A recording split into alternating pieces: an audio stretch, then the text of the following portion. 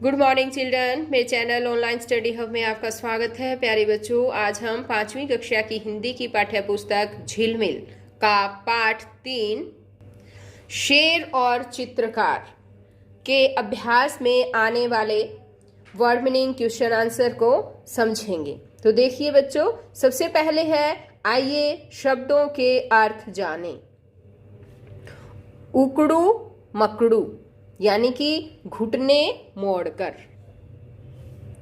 कायर यानी कि डरपोक, खिसका मतलब भाग गया, खिसियाकर यानी कि क्रोधित होकर, चित्रकार यानी कि चित्र बनाने वाला, झुंझलाहट, खीज यानी कि चिढ़, यमराज यानी कि मृत्यु का देवता। अब आगे है कविता से। पहला क्वेश्चन है, देखिए इसमें 4-5 क्वेश्चन दे रखे हैं। यहाँ पर जगह कम थी, इसलिए मैंने इन सभी क्वेश्चंस को यहाँ पर लिख दिया है। तो ये देखिए, मैं आपको समझा देती हूँ। यहाँ पर देखो, हमारा पहला क्वेश्चन है, शेर के आने से पहले चित्रकार जंगल में क्या कर रहा था? क्या कर रहा था बच्चों, जो बताओ। आंसर आएगा इसका, शेर के आने से पहले चित्रकार जंगल में सुनसान जगह पर चित्र बना रहा था। ख क्वेश्चन है, चित्रकार ने शेर से बचने के लिए क्या उपाय किया? आंसर आएगा, चित्रकार ने शेर से बचने के लिए चतुराई से एक उपाय किया। उसने शेर से कहा कि आप यहाँ पर बैठ जाइए, मैं आपका सुंदर सा एक चित्र बनाता हूँ। शेर बैठ गया तथा चित्रकार ने उसका चित्र बनाना प्रारंभ कर दिया। अब देखिए आगे, ग क्वेश्चन है, चित्रकार को नाव पर बैठा देखकर शेर ने उससे कागज कलम ले जाने के लिए क्यों कहा? आंसर आएगा, ताकि चित्रकार वापस आ जाए और शेर चित्रकार को खा सके। ख क्वेश्चन देखो बच्चों, शेर को यमराज का मित्र क्यों माना गया है? आंसर आएगा, यमराज को मृत्यु का देवता माना गया है। शेर भी जिस व्यक्ति या पशु को देखता है उसे मारकर खा जाता है, इसलिए शेर को यमराज का मित्र माना गया है। अब आगे देखिए, हमारा इसका लास्ट क्वेश्चन है ये कि आप मुंह उधर तो करिए। चित्रकार ने शेर को किधर मुंह करने के लिए कहा था? आंसर आएगा, चित्रकार ने शेर को अपने सामने से दूसरी तरफ मुंह करने के लिए कहा था, यानी कि चित्रकार ने शेर को मुंह फिरा कर बैठने के लिए कहा था। तो ये तो थे बच्चों इसके क्वेश्चन आंसर। अब आगे आएगा आपकी बात। आपकी बात में भी कुछ क्वेश्चंस दे रखे हैं। देखिए, पहला क्वेश्चन है हमारा, चित्रकार अपनी चतुराई से बच गया था। चित्रकार की जगह यदि आप होते तो बचने के लिए क्या करते? तो बताओ बच्चों। चित्रकार ने तो अपनी चतुराई दिखाई और वो शेर से बच निकला, लेकिन अगर मान लो चित्रकार की जगह आप होते तो क्या करते बचने के लिए? शेर एक हिंसक पशु है, इसलिए शेर को देखकर चित्रकार की भांति ही चतुराई से बचने का प्रयास करते, है ना? या आप हो सकता है पेड़ पर चढ़ जाते, या शेर को कोई खाने पीने की चीज देने की कोशिश करते, है ना? ठीक है। अब आगे देखो, ख क्वेश्चन है इसमें, चित्रकार ने शेर को जंगल का सरदार कहा था। आप चित्रकार की जगह होते तो शेर को क्या कहकर पुकारते? तो बताओ बच्चों, क्या कहकर पुकारते? बताओ। जंगल का सरदार कहा था और आप होते तो क्या कहते? ये आपको खुद ही बताना है। जंगल के राजा कहते, वनराज कहते, ठीक है, इस तरह से कुछ भी कह सकते हैं। आगे है हमारा नेक्स्ट क्वेश्चन। चित्रकार ने नाव पर चढ़कर जी भरकर सांस ली।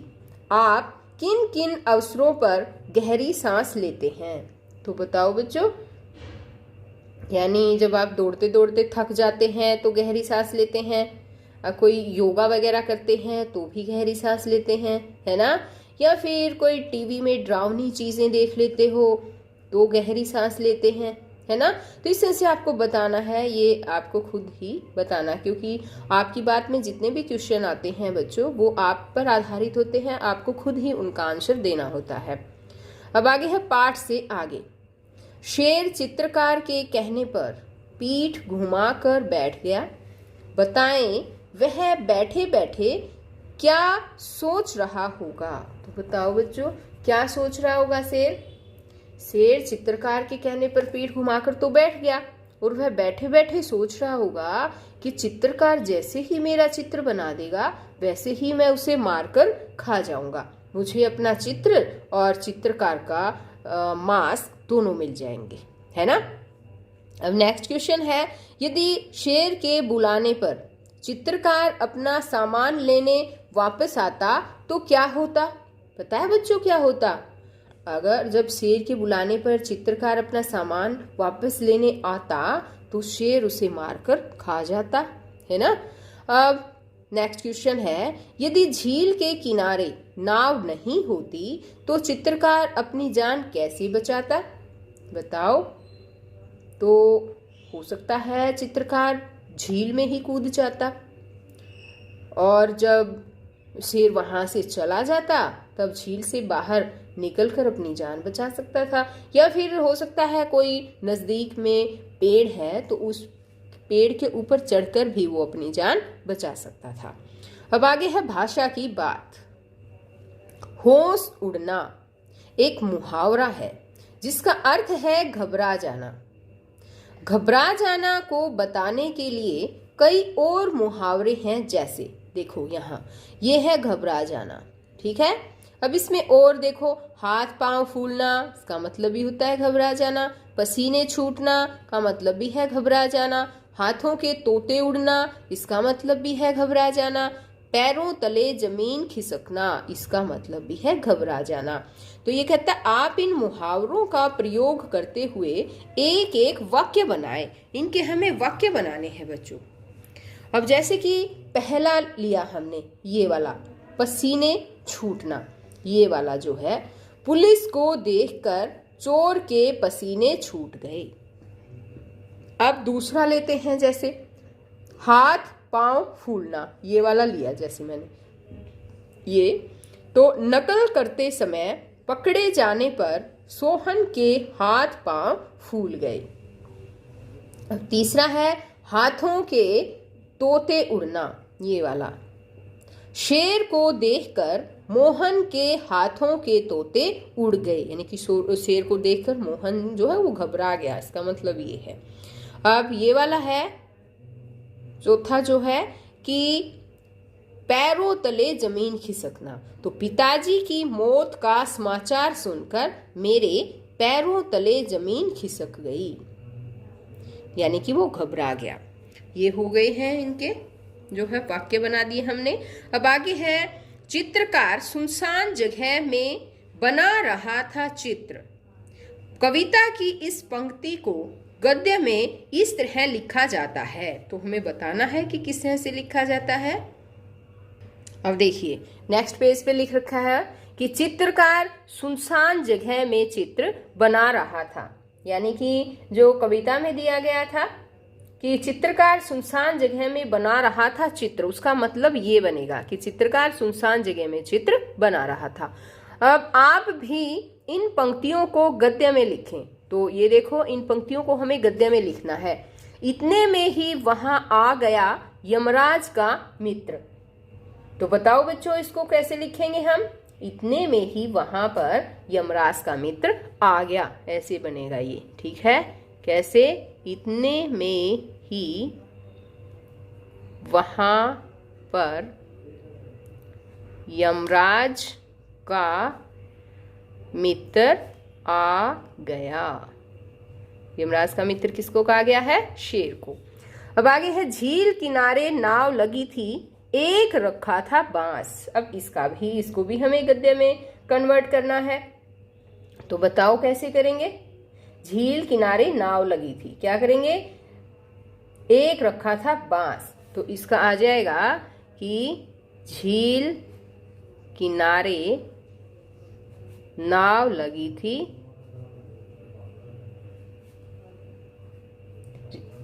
उस पर एक बांस रखा था। ठीक है, आ गया समझ में? ये इस तरह से गद्य में ये कन्वर्ट हो जाएगा।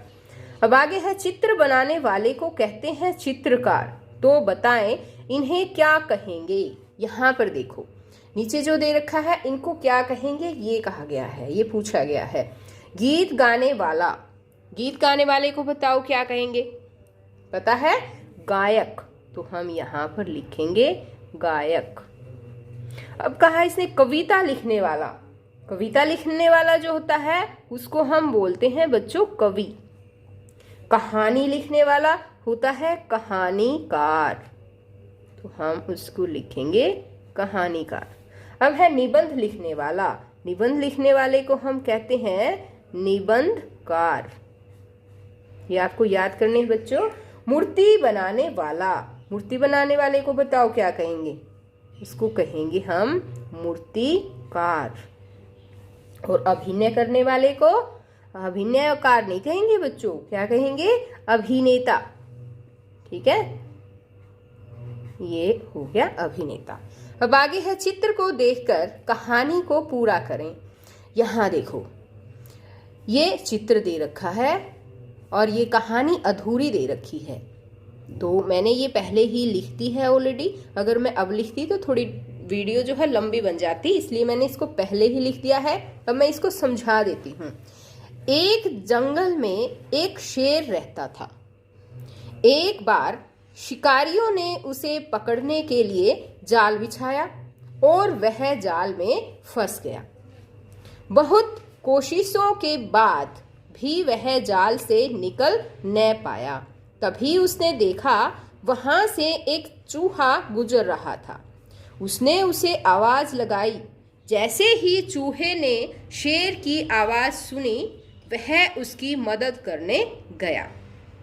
उसने शीघ्र ही अपने दांतों से जाल काट दिया, जिससे शेर उस जाल से बाहर निकल गया।